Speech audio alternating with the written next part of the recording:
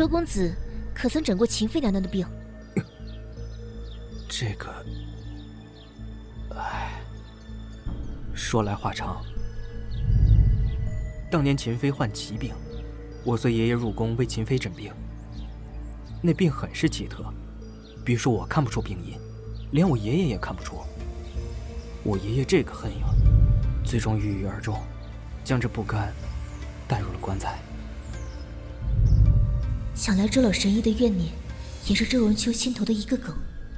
秦妃的病若一直不好，周荣秋便会一直耿耿于怀。聊了这么久，凌少爷该休息了。我请顾小姐去聚善楼，一边吃饭一边聊，如何？好。苏公子好好休息，我们先回去了。明早我再来监督你陈列。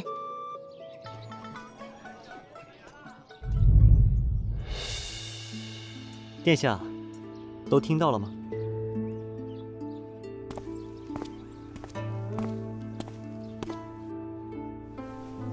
这顾千雪当真如此精通医术？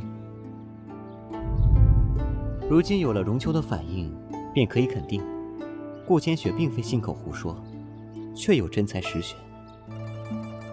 哼，这个顾千雪不仅有真才实学，还大胆得很，竟然在水里公然探本王的脉。这么说，你的武功被他探得了？是，若不是他声称能治好母妃的病，如今恐怕是坟头草都长了数寸了。顾小姐是未来太子妃，这等人才，若是被太子招来了去，皇后请父王为顾千雪赐婚的目的是想借此拉拢镇远元帅站在太子一派，父皇赐婚却是试探，看看赵远征会不会真的投靠太子。无论结果如何，顾千雪都不会是太子妃。事实证明，赵元帅不肯结党营私，皇后大为不满，这婚事自然不会成。相反，若赵元帅真的加入太子一派，皇上也会忌惮太子实力太强，这婚事也不会成。这顾千雪确实没有太子妃的命，但这顾千雪却丝毫不隐藏其锋芒，就是怕宫廷要发现顾千雪，将其纳入麾下。太子殿下在拉拢方面确实极有手段。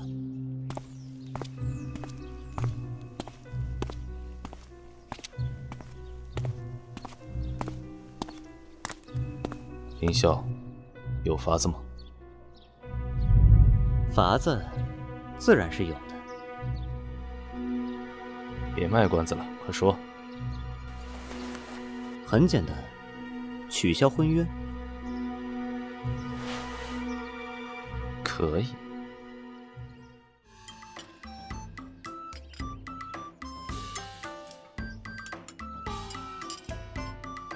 周公子下回采药带上我可否？这可不行。为何？我在山上采的药都是较为罕见的药，既然是罕见，其生长之地便多在悬崖峭壁上。我都是用轻功上下，无法带你啊。轻功？就是那种会飞檐走壁的功夫？是啊，我小时候的梦想就是当武林盟主。快跟我讲讲，怎么用轻功？首先要运功，将内力在体内运转1周天，而后将丹田里的内力逼到腿部，猛地发力便能跃起。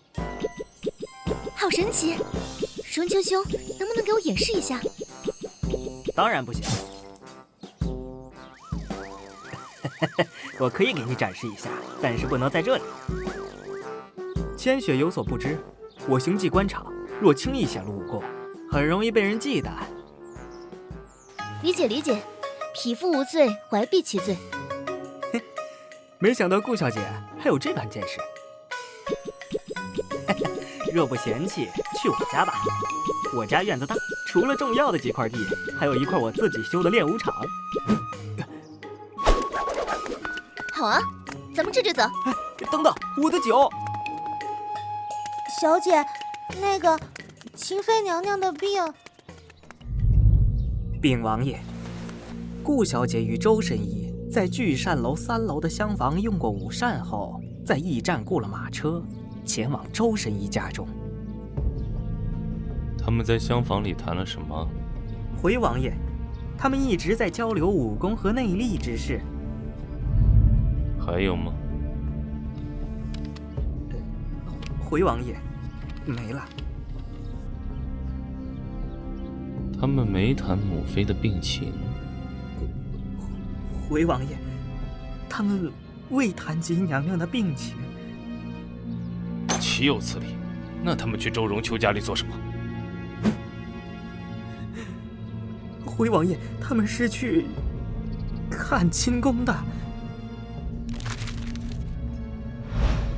这个可恶的女人，竟敢不把母妃的病放在心上！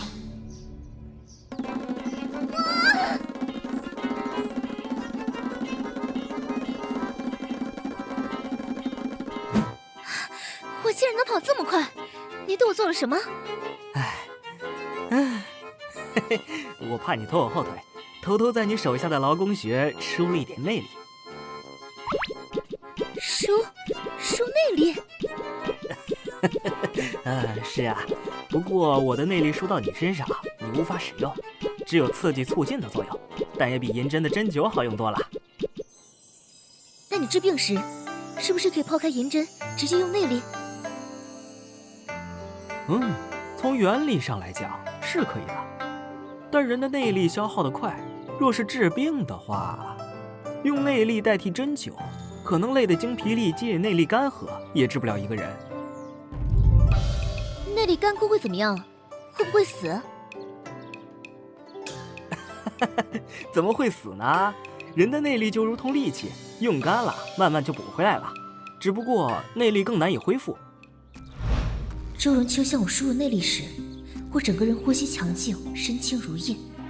这种神奇的力量，如果用来治秦妃的病，嘴里把灯挑，这本生寂寥。你这眉一笑，乱了我阵脚，不知如何是好。寂寥笑意漫上唇角。杨小八只鸟，结伴可无聊。你却每一条，乱了我心跳，难相调。枝摇摇，倔强相思画地为牢。啦啦啦啦啦啦啦，世间多烦恼，你若不吝赐教，陪你到